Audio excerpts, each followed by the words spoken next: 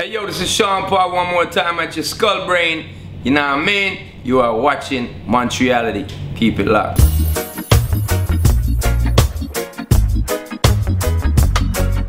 I think I was so creative that I was so much more creative than being told what to do.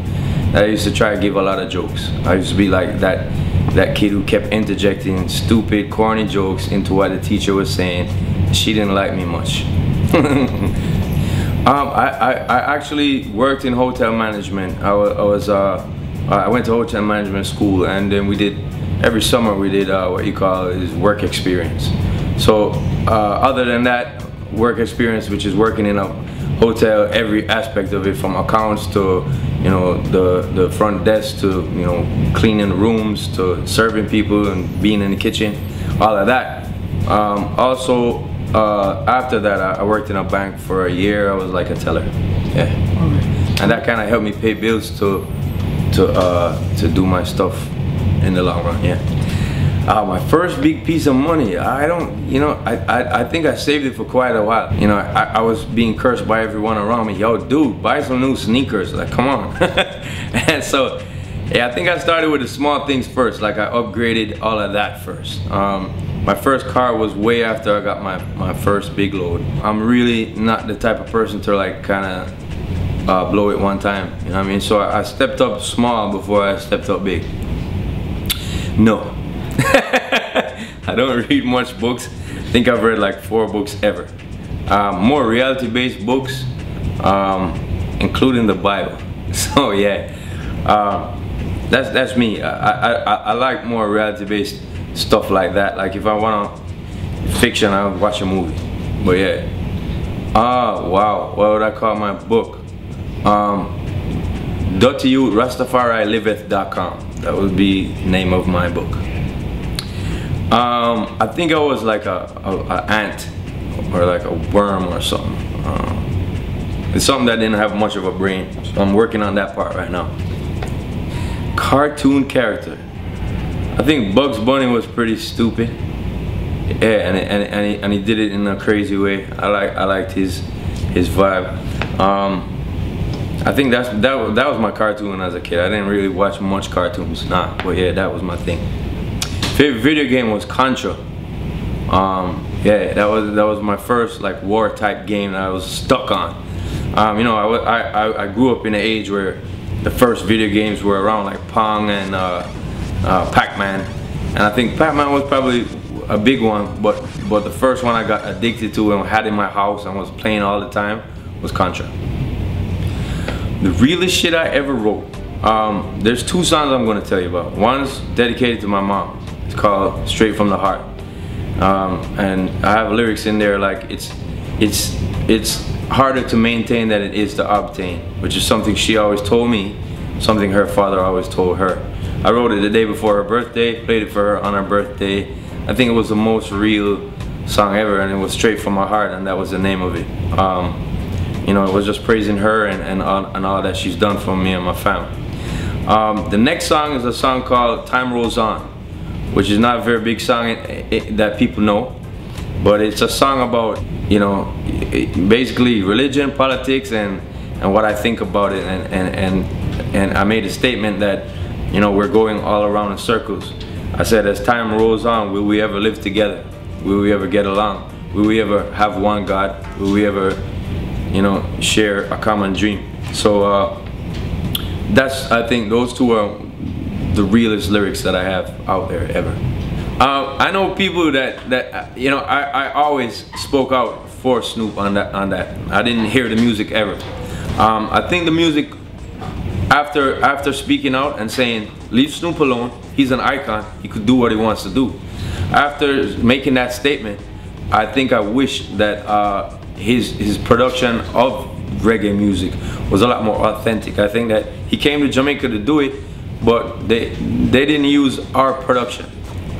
They used foreign-based production, big up to Diplo. They did their thing.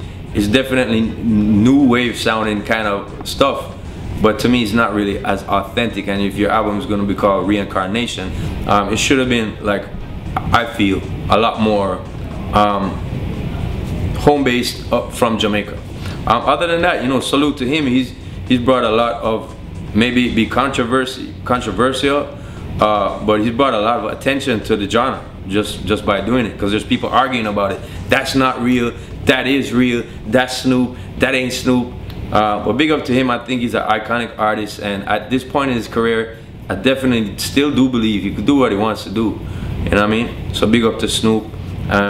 Big up to all who love real roots reggae music. We shot our part in Jamaica, and DMX came to Jamaica. That was the only person from the movie that did come down there. Hype Williams was there. It was his movie, he directed it. DMX from that time, it was really funny how the whole thing came together. We were all fans of his music in terms of hip hop had really grown to a big level in Jamaica at the time, and you know, bigger than ever before. And people were really talking about him. And then one day I woke up and there was a session on the beach that everybody used to go to called Fully Loaded. And one day I woke up the Monday morning and people were like, yo, you know, DMX was there. And I'm like, damn, for real? And then the next call I get is the producer of that track, Here Comes the Boom, Tony Kelly. He calls me, he's like, yo, come to my studio now. You're doing a song with Mr. Vegas and DMX. And I was like, right away, boss. And I went over there, we hit it up. So it was kind of like a shock to me, the whole thing. It was just put in my lap. You know, Hype Williams, one of the two hypest people, the most young artists, talked about artists, and it was me in Vegas at the time. So it was just a great look and all, great vibe. I think DMX coming to Jamaica was just such a eye-opener for me and the whole industry, that a lot of people kind of like gravitated towards that. And yeah, we smoked DMX out. I remember being in the trailer and he was like, oh yo, this is so good. So big up to Jamaica, big up to Hype Williams, big up to DMX and Mr. Vegas. It was a good look, man. This album, Full Frequency, is really, you know, people say, what does it mean? And full frequency can mean a lot of different things to people, not only music, but really the term that everybody uses nowadays, or has been using, called turned up. Jamaican people, we had that saying a long time ago. So when people say turn up now, I'm like, yeah, full frequency. So it's just like my way of saying turn up instead of saying turn up again. You know what I mean? The album features many different types of flavors. The first single, Other Side of Love, is definitely pop oriented with a dancehall injection of flavor into it. And that's kind of like why I'm saying full frequency. I'm going in all directions with it. The next single was called Entertainment, features Juicy J and 2 Chainz, and you know, the remix has Nicki Minaj on it. Big up to Nicki and big up to 2 Chainz, big up to Juicy J. They came through for me. It's a stripper song, as I could say, as you could probably call it. I'm very heavy hip-hop oriented. I'm doing my dancehall flow on it, but it's just more hip-hop oriented single. Me and 2 Chainz basically linked in the studio. Went to his studio in Atlanta, and he did it for me there. We played basketball, it was cool. I got another collaboration on the album called Riot, one of the biggest talked about songs that's out there on this album. Riot features Junior Gong, which to me, he is one of the people who was waving the flag for Jamaica's culture, along with, you know, myself and people like Usain Bolt. I think that people really recognize him, not just because of his Marley name. His father is the great Bob Marley, but because he's a very prolific writer himself. I've known this kid from prep school, and so it's so great to come around full circle and do a song with him. The song speaks about, you know, justice, and I got more stuff on there produced by myself and Don Carleone, which is authentic dancehall Jamaican production. We've got, you know, things produced by Goon Rock, who he produces dance music for people, and he tried his hand at making dancehall music for me. Stargate's on there too. And so big up to all the producers that helped to collaborate and do this record. Full Frequency coming at you pretty soon. My message to the youths is give thanks for your life. I tweet it almost every day. I think that a lot of us now are distracted by so much different things, and we don't really stop to give thanks for our life. The good times and the bad times, man. I've been through bad times too. Sometimes I still am very troubled by things, and you got to give thanks for each step, and that's important to me. to spread that message, to let people know that it's your life. You are special. Out of the millions of souls that have come on this earth before and passed before you and are here right now, there's nobody that is you. You're special. So give thanks for that life. You know, you're the only one who has experienced that.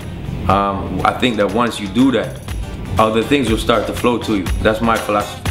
So yeah. Montreality, that's it, man. Big up, respect you. Thank